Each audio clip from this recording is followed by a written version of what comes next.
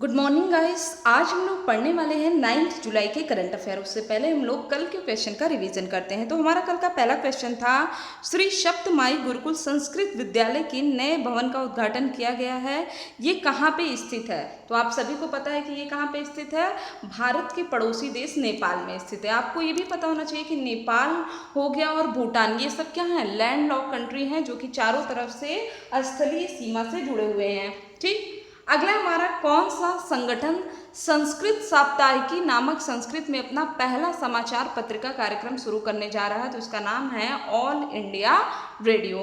ठीक, फिर हमारा कि जी आकाश देश के 66वें शतरंज ग्रैंड मास्टर। आपको पता ही होगा कि शतरंज के क्षेत्र में ग्रैंड मास्टर बनना अपने आप में बहुत बड़ी उपाधि होती है। तो यहाँ पे पूछ रहा है कि जी आकाश किस राज्य से बिलोंग करते हैं? ये बिलोंग करते हैं तमिलनाडु से। फिर हमारा उड़ीसा सरकार ने किसानों को फसल ऋण देने के लिए कौन सी योजना लॉन्च किया है? उड़ीसा सरकार ने यहाँ पे बलराम योजना को लॉन्च किया है। अगला है हमारा कि केंद्र सरकार ने 8,250 करोड़ रुपए की लागत वाले चंबल एक्सप्रेस वे के निर्माण को मंजूरी दिया है। यह कितनों किलोमीटर लंबी होगी? तो 404 किलोमीटर। और यह किन राज्यों से होकर गुजरेगी? राजस्थान हो गया अपना, मध्य प्रदेश हो गया और उत्तर प्रदेश। ठीक, फिर हमारा कि कोरोना की दूसरी भारतीय वैक्सीन जाइकोव डी को drug controller general of India ने ह्यूमन ट्रायल की अनुमति दी है। इसे किस कंपनी ने बनाया है? तो इसे बनाया है जाइडस कैडिला ने। ठीक, अगला है हमारा कि किसके द्वारा भारत का पहला social media app elements launch किया गया है? तो ये लॉन्च किया गया है उपराष्ट्रपति एम वेंकैया नायडू द्वारा। नाम क्या है इसका? एलिमेंट्स। ठीक, उसके बाद हमारा कि 2 बार की ओलंपिक गोल्ड मेडलिस्ट चीनी खिलाड़ी लिन डैन ने 20 साल के करियर के बाद खेल को अलविदा कहा। वह किस खेल से जुड़े हुए थे? तो ये बैडमिंटन से जुड़े हुए थे। अगला क्वेश्चन है हमारा, किस भारतीय राज्य ने लोगों को आवश्यक स्वास्थ्य सेवाएं प्रदान करने के लिए एक मोबाइल वैन धन्वंतरी रथ शुरुआत किया है? तो ये किसने किया है? ये गुजरात ने किया है।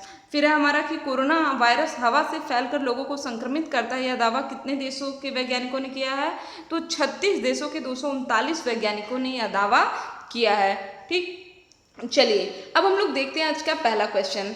यह क्वेश्चन हमारा एक फ्लावर से है कि भारत में ऑर्किड फूल की दुर्लभ प्रजाति जिसे यूलोफिया ऑब्ट्यूसा कहा जाता है, ये कितने सालों बाद देखने को मिला है? तो 118 सालों बाद इस दुर्लभ प्रजाति को देखने को मिला है। कहाँ पे मिला है? तो ये मिला है हमारा उत्तर प्रदेश में।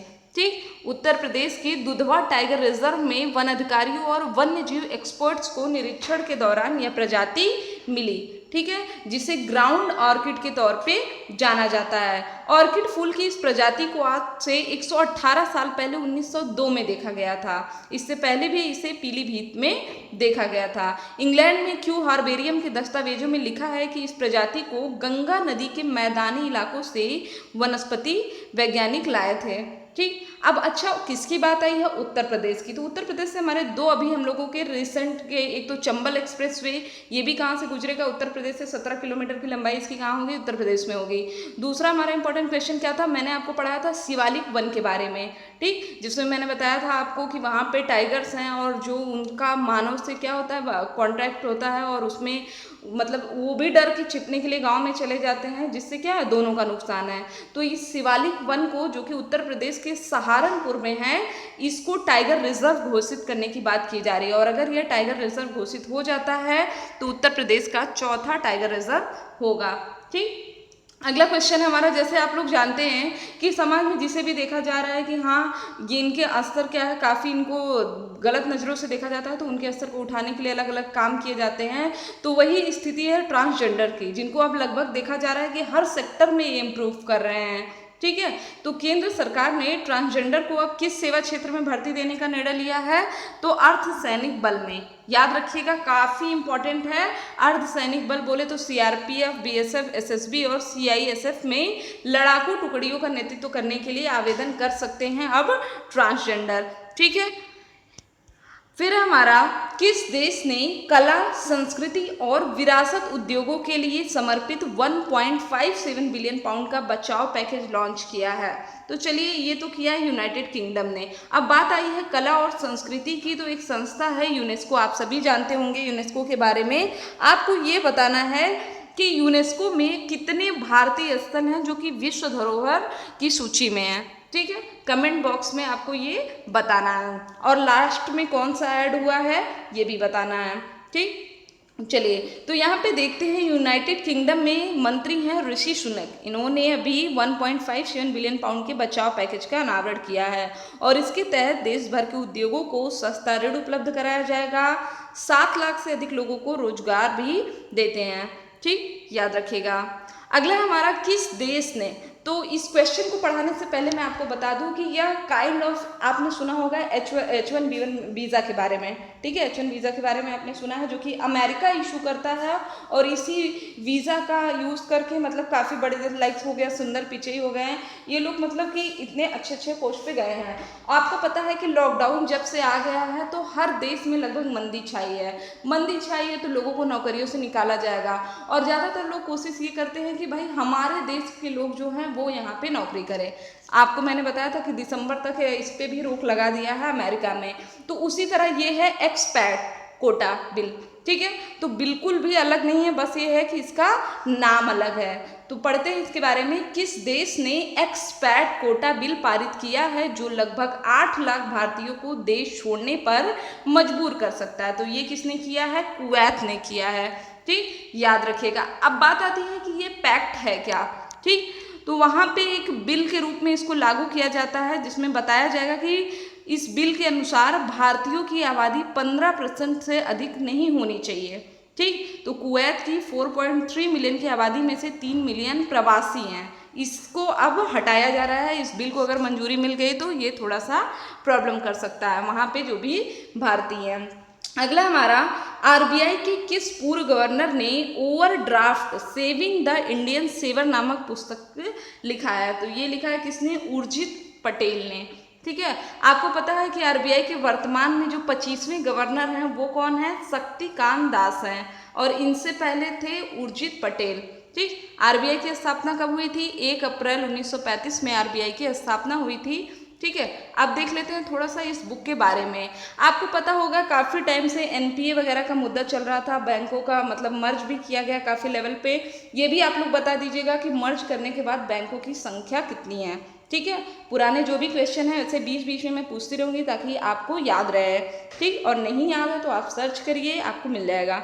ठीक, तो यहाँ पे नॉन परफॉर्मिंग एसेट्स मुद्दे पर केंद्रित है यह बुक और हाल ही के समय में जिसने इंडियन बैंकों को काफ़ी प्रभावित किया है। इस बुक को किसने पब्लिश किया है? हार्पर कॉलिंस इंडिया ने इसको पब्लिश किया है। ठीक, अब ऐप आ गया है तो जिन लोगों ने ऐप को इंस्टॉल नहीं किया है वो ऐप को इंस्टॉल कर लेंगे और इजीली यहाँ पे पढ़ाई कर सकते हैं। इसके अलावा ऐप के अलावा आप स्टडी 91 वेबसाइट पे भी जा सकते हैं जिसका नाम है study91.co.in।